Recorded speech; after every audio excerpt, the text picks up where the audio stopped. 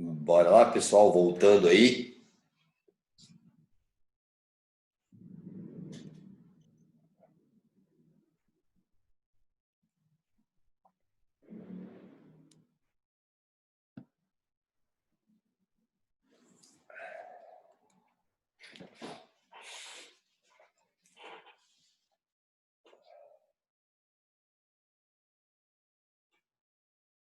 Ok, então, dando prosseguimento ao que eu vinha falando, falei das personagens, né? Protagonista, antagonista, personagem secundária, plana, esférica.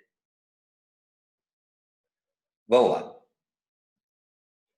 Personagem protagonista. Eu escolhi esse trecho, inclusive porque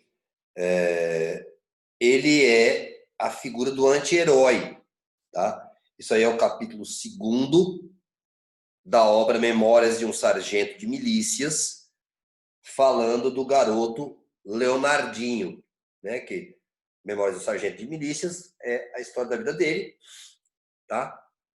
Então veja, passemos por alto sobre os anos que decorreram desde o nascimento e batizado do nosso memorando. E vamos encontrá-lo já na idade de 7 anos. Digamos unicamente que durante todo este tempo, o menino não desmentiu aquilo que anunciara desde que nasceu.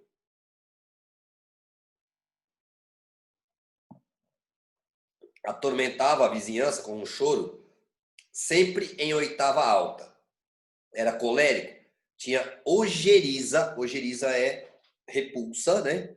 Particular a madrinha, a quem não podia encarar e era estranhão até não poder mais. Ou seja, eu estou descrevendo o protagonista da narrativa, tá? Eu não, o narrador. Está descrevendo o protagonista da narrativa. Veja que ele não dá características positivas desse protagonista, tá? Logo que pôde andar e falar, tornou-se um flagelo. Quebrava e rasgava tudo que lhe vinha à mão. Tinha uma paixão decidida pelo chapéu armado do Leonardo. O Leonardo é o pai dele, que era oficial de justiça, que era meirinho. Se este o deixava por esquecimento em algum lugar ao seu alcance, tomava-o imediatamente. Não esganava, espanava. Espanava com ele todos os móveis. Punha-lhe dentro tudo o que encontrava. Esfregava-o em uma parede e acabava por varrer com ele a casa. Até que a Maria, mãe dele, né, exasperada pelo que aquilo lhe havia de custar aos ouvidos e talvez às costas, arrancava-lhe das mãos a vítima, infeliz vítima, nesse caso, o chapéu. Era, além de traquinas, guloso. Quando não traquinava, comia. A Maria não lhe perdoava. Trazia-lhe bem maltratado uma região do corpo, a bunda, né? Ele vivia apanhando. Porém, ele não se emendava, que era também teimoso. Ou seja, traquina com milão teimoso. E as travessuras recomeçavam, mal acabava a dor das palmadas. Assim chegou aos 7 anos. Tá? Então, aqui eu tenho a descrição de um protagonista que se enquadra perfeitamente na definição de anti-herói. Veja que não há características grandiosas nele. Não há coragem, não há bondade, não há força, não há lealdade, né? Tudo nele são características negativas, tá bom? Então, eu tenho aqui um protagonista caracterizando um anti-herói. Tudo bem?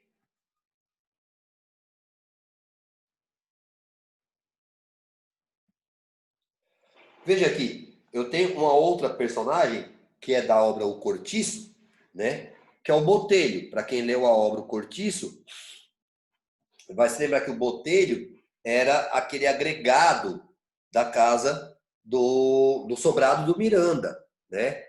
Era o velho que fazia pequenos favores para o Miranda, para a dona Estela, que ia à cidade buscar alguma coisa e tudo mais. E aí eu tenho a descrição da personagem Botelho. Eu escolhi essa personagem porque está muito bem configurado, né? Está muito bem descrito. Era um pobre diabo caminhando para os 70 anos, antipático, cabelo branco, curto e duro como escova, barba e bigode do mesmo teor, muito macilento, pálido, né, com os óculos redondos que lhe aumentavam o tamanho da pupila e davam-lhe à cara uma expressão de abutre. Né? É bem bacana isso, porque o Aloysio Azevedo, além de escritor, era caricaturista. Tá? Então ele consegue, assim, com poucas palavras, entre aspas, desenhar a personagem pra gente. Tá?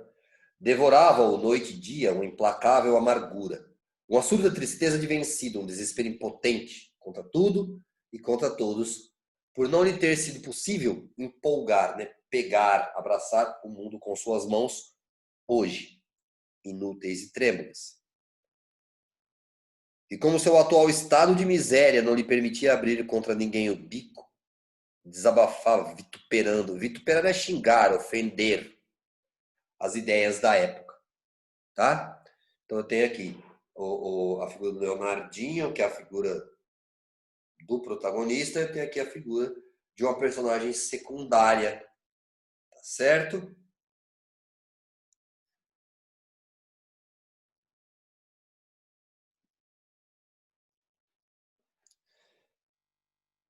Os tipos de narrador, né? Vamos deixar algumas coisas que vocês sabem, claro, mas muito bem definidas. Narrador não é autor.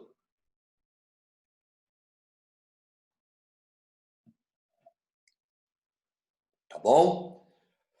O narrador, veja só, eu tenho o autor, que é quem cria, é uma instância criadora. Eu tenho o narrador, que é uma instância criada. É uma criatura, vamos dizer assim. Tá? Então, autor, narrador. Ou autor, narrador, tanto faz. É interessante nós entendermos o seguinte. O narrador, ele está no meio do caminho. Tá? Por quê? Eu tenho o autor e algumas coisas a serem narradas. O narrador está no meio do caminho, que leva essas coisas narradas para quem vai ouvir, para quem vai ler, para o leitor, para nós. Então, numa ponta, o autor e fatos. Na outra, os fatos e o leitor. Quem faz essa ponte do autor para o leitor é o narrador. Tá bom? Não confunda nunca narrador com autor. É só pegar o Memórias Póstumas de Brás Cubas. Quem escreve, quem é o autor é o Machado de Assis, quem é o narrador é o próprio Brás Cubas.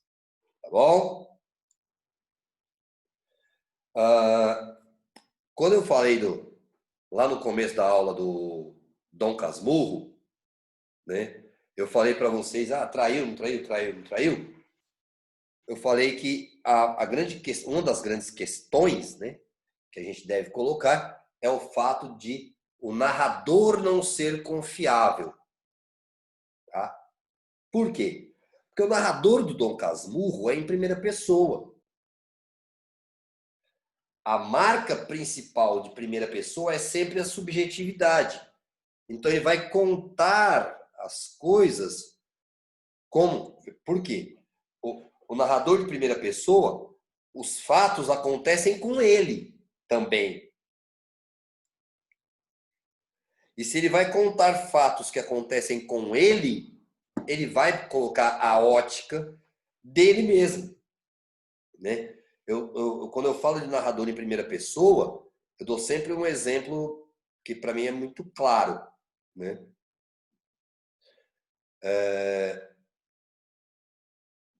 Eu tenho uma discussão com um aluno e peço para ele sair da sala de aula. Vai, coisa que não acontece. Vamos ambos para a direção para conversar com a direção pedagógica, a coordenação pedagógica da escola. Eu vou contar a minha versão, o aluno vai contar a dele. Certo? Isso é subjetividade.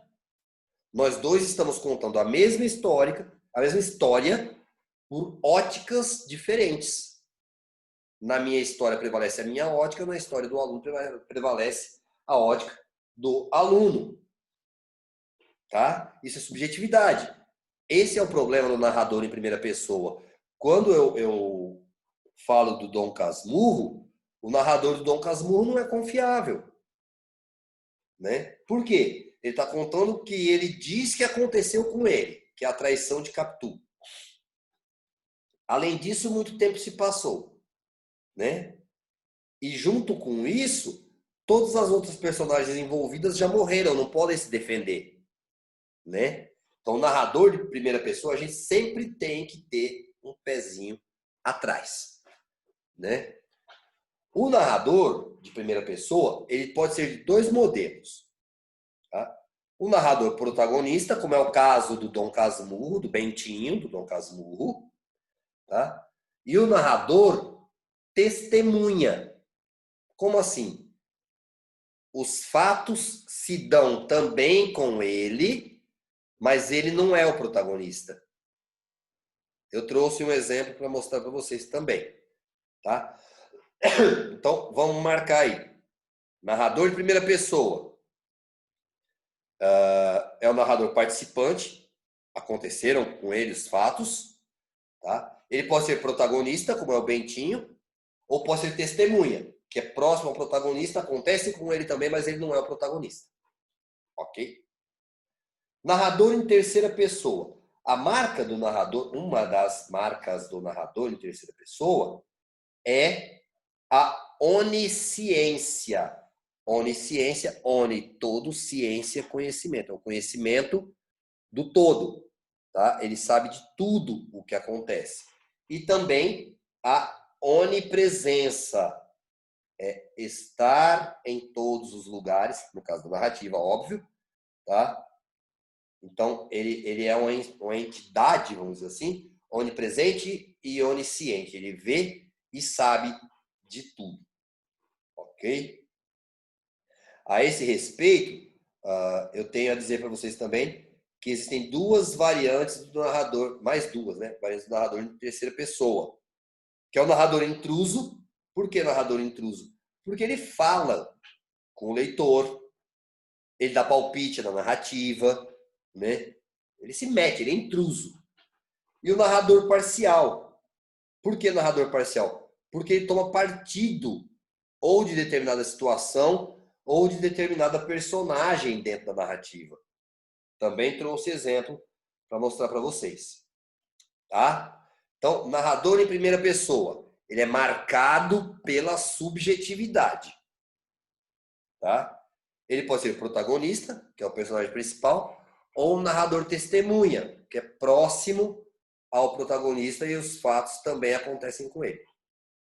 E o narrador em terceira pessoa, tá? Onisciente, onipresente, e que pode ou não ser intruso, se meter na narrativa e ser parcial, né? Tomar partido de alguma situação e ou personagem.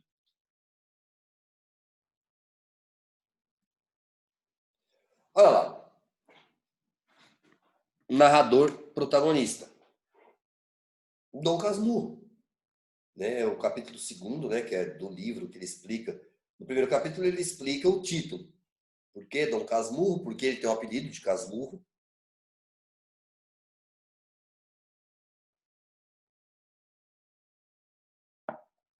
E no capítulo 2, ele vai explicar o porquê do livro. Tá? Agora que expliquei o título, passo a escrever o livro. Antes disso, porém, digamos os motivos que me põem a pena na mão. Por que eu vou escrever? Vivo só, com um criado. A casa em que moro é própria, fila construir. De propósito, levado de um desejo tão particular que me veste imprimido, mas vá lá. E aí ele fala que queria reconstruir a casa em que ele se criou.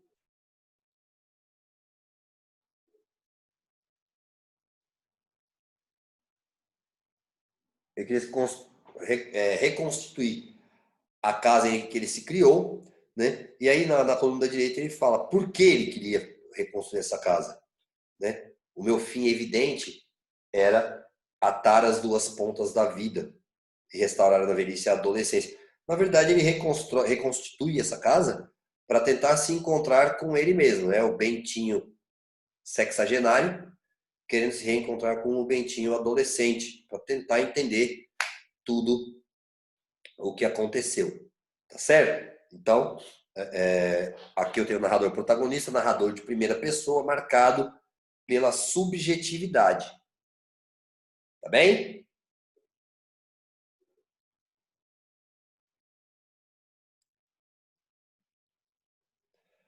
Narrador testemunha. Isso aqui é um trecho, são trechos, né, na verdade, dos capítulos primeiro. Só um minuto. Ok. Trechos dos capítulos primeiro e segundo da obra A Cidade e as Serras, do Eça de Queiroz. Tá? Eu escolhi esse trecho para mostrar para vocês que é um narrador testemunha. O meu amigo Jacinto nasceu num palácio com 109 contos de renda em terras de semeadura, de vinhedo, de cortiça e de olival. Jacinto é o protagonista dessa obra, tá? O Jacinto de Tormes, o príncipe da Gran Ventura. Ele é o protagonista. Quem está narrando é o José Fernandes, melhor amigo dele, tá? Que também passa pelos acontecimentos da narrativa, mas não é o protagonista. Ele configura um narrador testemunha, ok? Olha lá o terceiro parágrafo. Jacinto e eu, José Fernandes, ambos nos encontramos e acamaradamos em Paris, nas escolas do bairro Latino. Então ele já mostra aí quem é, ele fala quem é o Jacinto, ele fala que o Jacinto é o príncipe da Gran Ventura, e ele passa a explicar como ele conheceu o protagonista da obra.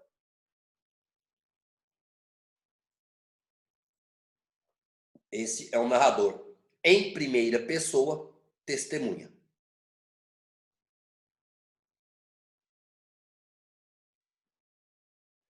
Narrador em terceira pessoa, eu coloquei as duas variantes. O narrador intruso, né? E o narrador parcial. Eu vou explicar os dois. O narrador intruso é o narrador do Amor de Perdição, do Camilo Castelo Branco, que é do romantismo em Portugal, tá? Não desprazia, portanto, o amor de Mariana ao amante apaixonado de Teresa, ao Simão, né, no caso. Isto será culpa do severo tribunal das minhas leitoras. Mas, repare, ele fala com as leitoras, mas se me deixarem ter opinião, a culpa de Simão Botelho, ou seja, perceba que o narrador está opinando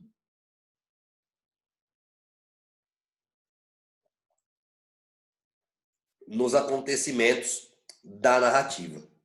Tá certo? Ele fala que as leitoras têm culpa em alguma coisa e a culpa do Simão Botelho é por isso e da natureza fraca dele e tudo mais. Então, isso é um narrador em terceira pessoa, onisciente, porque ele sabe que o amor da Mariana, por exemplo, não era desprazeroso ao Simão. Então, ele é onisciente, ele sabe das coisas. Tá? Ele se mete, ele interfere na narrativa. Ok? E o narrador parcial é o narrador que eu escolhi do Capitães da Areia, do Jorge Amado. Tá?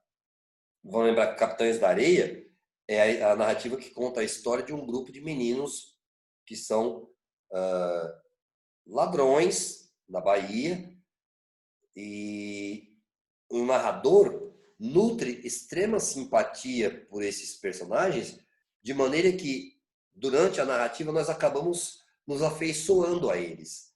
Repare, sob a lua, num velho trapiche abandonado, as crianças dormem. Não são crianças, é um grupo de bandidos. Tá? E aqui não vai nenhum julgamento moral, ético ou social. É apenas uma constatação a partir da própria narrativa. Tá? Olha o terceiro parágrafo. Logo depois, transferiram para o trapiche o depósito dos objetos que o trabalho do dia lhes proporcionava.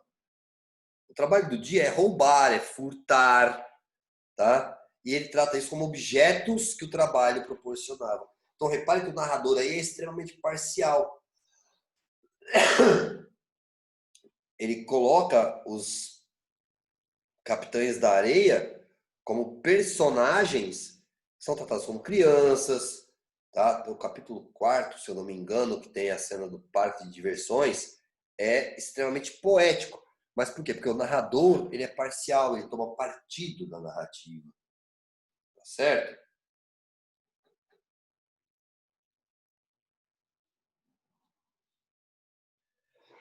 E aqui, os tipos de discurso que eu tenho, né? Discurso direto, indireto e indireto livre, tá bom? A forma, vamos dizer assim, a forma como os personagens falam, né? Como elas conversam com a gente, tá bom? Então, o discurso direto, ele é marcado pelo quê? Pelos chamados verbos de elocução, que são verbos que designam o ato de falar. Verbo de elocução indicam o ato da fala. Tá? Marcadores textuais. 2 pontos, travessões, aspas, para separar a fala do narrador da fala da personagem. Diferente disso, no discurso indireto, eu tenho os mesmos verbos de elocução do ato de fala. Fulano de tal disse. Tá? Fulano perguntou, fulano afirmou, fulano respondeu, fulano inquiriu. E no discurso indireto, ao invés de marcadores textuais, eu vou ter conjunções. Eu trouxe exemplos também para vocês. Tá? E o discurso indireto livre, nesse discurso, eu não tenho obrigatoriamente marcadores textuais, eu não tenho obrigatoriamente conjunções e nem verbos de elocução. Eu tenho uma mescla entre as falas do narrador e as falas das personagens. Ok?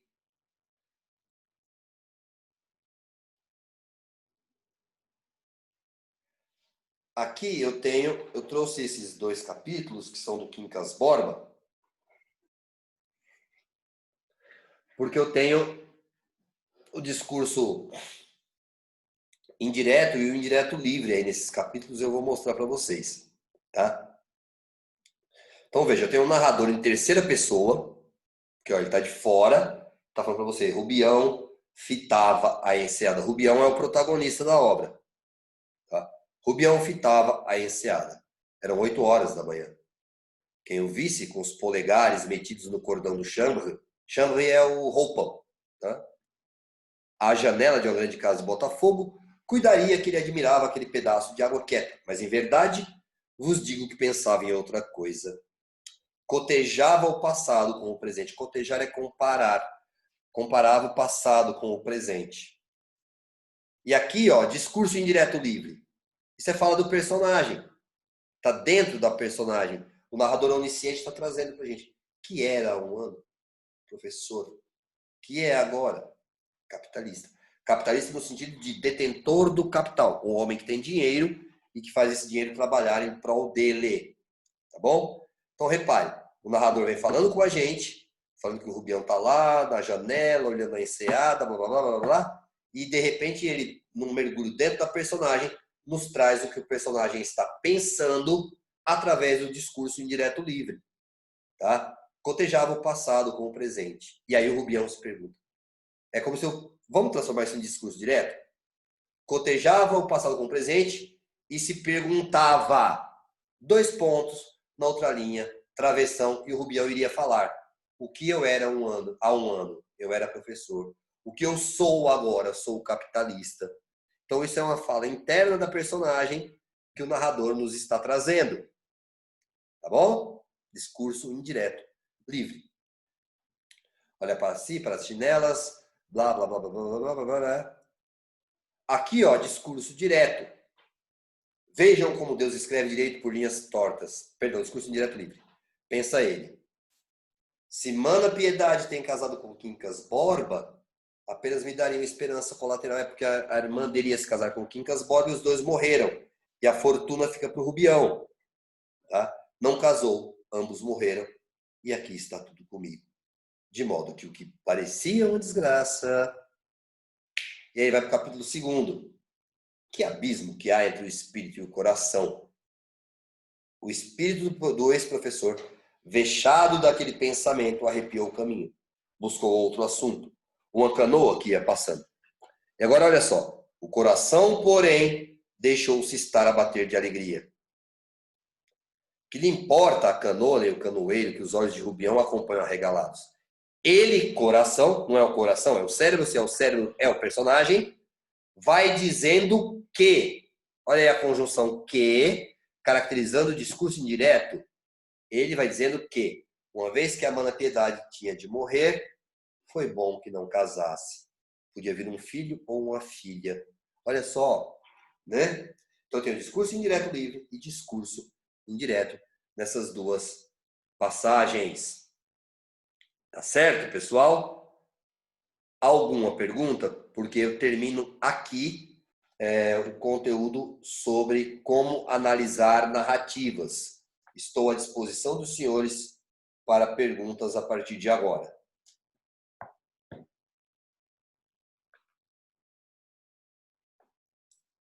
Alguma coisa?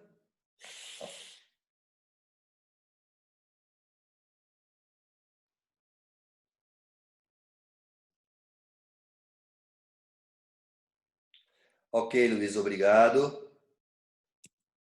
Deixa eu ver quem mais está aí. Ana Laura, alguma pergunta? Nayana?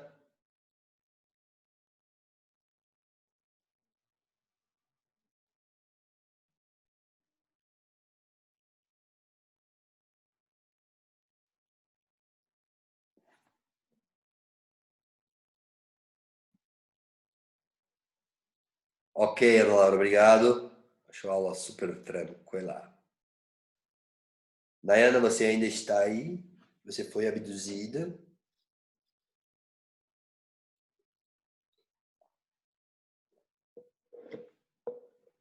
Tudo certo. Então tá. Eu vou encerrar por aqui. Vou pedir depois para enviarem os slides para o grupo, tá? Tenham uma excelente semana. Muito obrigado pela companhia até agora, tá? Então, por hoje a aula está encerrada, tá certo? Boa noite a todos vocês. Eu aqui agradeço a atenção.